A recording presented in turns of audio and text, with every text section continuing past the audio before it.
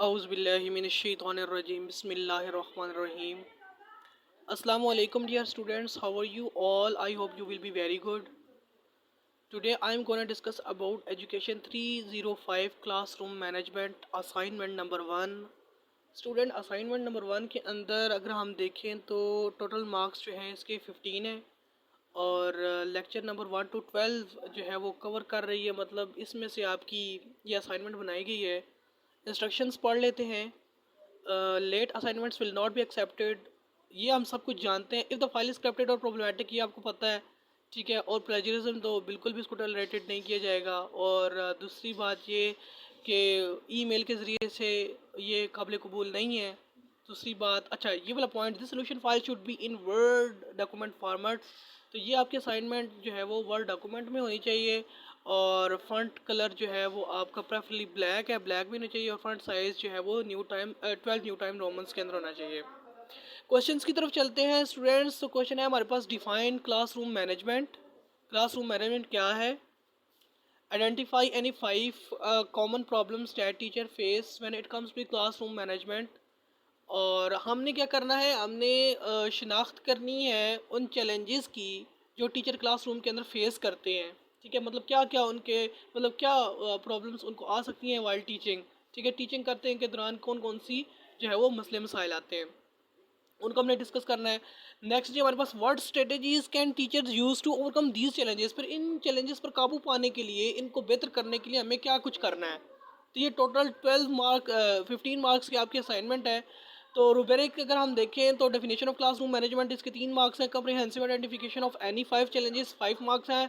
थारो explanation of all types of strategies for overcoming challenges 5 marks हैं।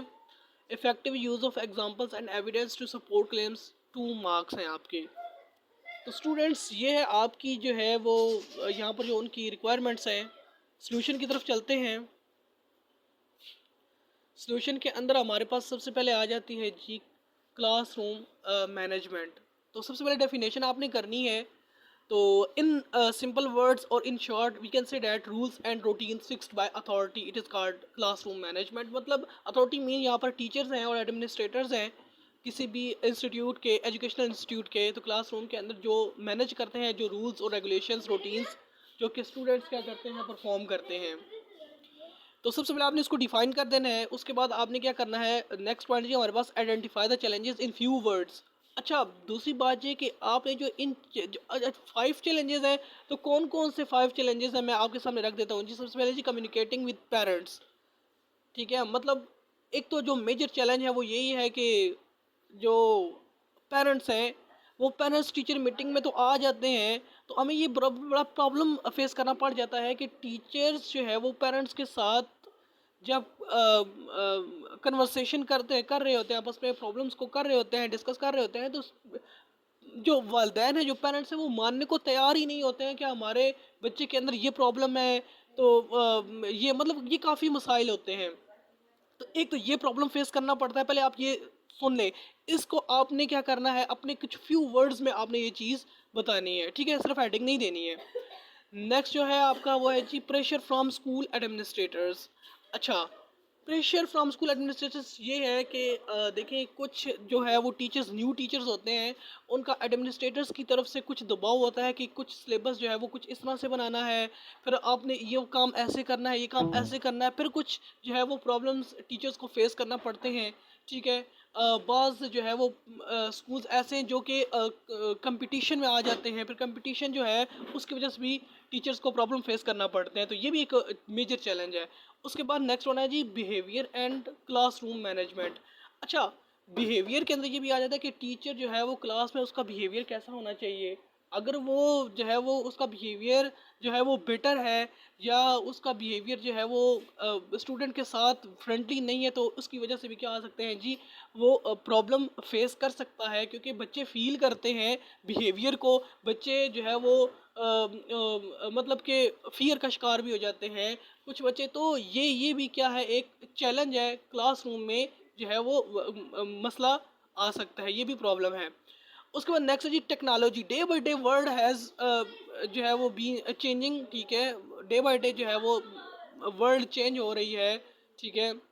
New technologies आ रही हैं, तो टीचर मस्ट भी जो है वो उसको अपडेट रहना होगा। ठीक है, तो ये भी एक प्रॉब्लम है, इसको कैसे हम करेंगे, तो ये भी एक प्रॉब्लम है, इसको भी हमने डिस्कस करना है। ठीक है, इसके अलावा जो है हमारे पास जो फिफ्थ वन जो आ जाती है हमारे पास, वो है हमारे पास creating engaging lesson plans that fit the curriculum. तो फिर ये जो न्यू टीचर्स होते हैं उनके लिए एक प्रॉब्लम होती है कि वो अपने सिलेबस को ऊपर ग्रिप नहीं कर पाते, मतलब लेसन को प्लान नहीं कर पाते कि हमने क्या पढ़ाना है, कैसे पढ़ाना है, कैसे इसको कवर करना है। तो ये भी एक बहुत बड़ा चैलेंज है जो टीचर के लिए है। तो इसको हमने कैसे करना है, मैनेज करना है, तो ये चीज़ें भी हमने इसके अंदर डिस्कस करनी है। अच्छा, ये तो हो गया आपके चैलेंज जो आपने आइडेंटिफाई किए। तो इस तरह से फ्यू वर्ड्स में आपने इन चैलेंजेस को डिस्क्राइब कर देना है। नेक्स्ट जो आपने काम करना है वो ये है कि what strategies should be adopted for this. मैंने आपके सामने स्ट्रेटेजीज रखी हुई हैं। ठीक है, इसको आपने आइडिया यहाँ से लेके आपने डिस्क्राइब कर देना है। First, keep updating and make connection with parents. सबसे पहले जो पहले का जो है वो मैं आपको आंसर दे रहा हूँ, जो आपको यहाँ पर आपको दिया गया था, कम्युनिकेटिंग विद पेरेंट्स। तो यहाँ पर देखिए, तो keep updating and make connection with, आपने पेरेंट्स को अपडेट रखना है, उनको हर एक चीज़ से आगाह करना है। ठीक है, रिकॉर्ड रखना है, और फिर पेरेंट्स के साथ जो है वो आपने क्या करना है, टाइम टू टाइम उनके साथ कनेक्ट रहना है। पहली बात, इस तरह से हम क्या कर सकते हैं, इस मिसाइल से निपट सकते हैं। सेकंड वन का जो आंसर है वो ये है कि more effort and generation new ideas. हमें ज़्यादा कोशिश मेहनत करनी होगी, ज़्यादा कोशिश करनी होगी, और नए से नए आइडियाज़ को लाना होगा। ठीक है, हमें मोर क्रिएटिव होना होगा। थर्ड वन है जी हमारे पास जी बिहेवियर एंड क्लासरूम मैनेजमेंट, ये वाला था हमारे पास पॉइंट। इसमें जो है हमें क्या करना है जी, फ्रेंडली इन्वायरमेंट नॉट बॉसी। अच्छा, इसमें हमने क्या करना होता है कि एक टीचर को स्टूडेंट के साथ फ्रेंडली इन्वायरमेंट में रहना पड़ता है। ठीक है, और ना कि बॉसी। ठीक है, तो हमें जो है इसके अंदर ये चीज़ देखनी होगी कि हमें स्टूडेंट को किस तरह से डील करना है। ठीक है, हमें इस टीचर के साथ, स्टूडेंट के साथ नहीं इतने, ना इतने हमें गुस्से में होना है, ना ही इतने हम नॉर्मल में हो जाएं, या इतने ही हम जो फ्रेंडली हो जाएं कि वो जो है फिर सर पर सवार होना शुरू हो जाए। तो ऐसा भी नहीं होना चाहिए। तो इस तरह से इसका आपने आंसर लिखना है।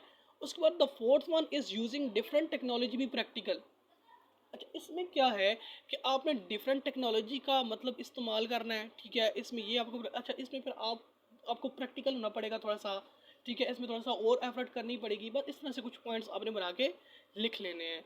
एंड द लास्ट वन जो आपके सामने है वो है creating an engaging lesson plans. अच्छा, फिर वो जो करिकुलम जो है उसका जो आपका प्रॉब्लम है कि किस तरह से, अच्छा फिर आपने इसके लिए भी क्या करना होगा, आपने प्रॉपर नोट्स बनाने होंगे, प्रॉपर आपने एक लेसन प्लान बनाना होगा, प्रॉपर टाइम निकालना होगा। तो ये इसका सोल्यूशन है। ठीक है, तो यहाँ से आप आइडिया पिक करके तो आप ये असाइनमेंट बना सकते हैं। तो स्टूडेंट्स, ये थी आपकी असाइनमेंट एजुकेशन 305। आई होप आपको ये सब कुछ समझ आ गया होगा।